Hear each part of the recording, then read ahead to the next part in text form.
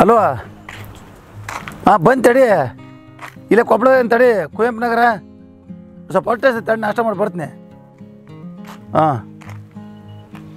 ಅಯ್ಯೋ ಇವನು ಈ ದಿನ ಅಂಗಡಿ ಬಂದಿತ್ತು ತೆಗ್ದಾರಲ್ಲ ಚಲೋ ಐತೆ ನಾನು ನೋಡೋಣ ತಡಿ ಅಮ್ಮರ ಯಾಕಪ್ಪ ಹಂಗೆ ಚಲೋ ಐತೇನ್ರಿ ಹ್ಞೂನಪ್ಪ ಚಲೋ ಐತ್ ಬಾ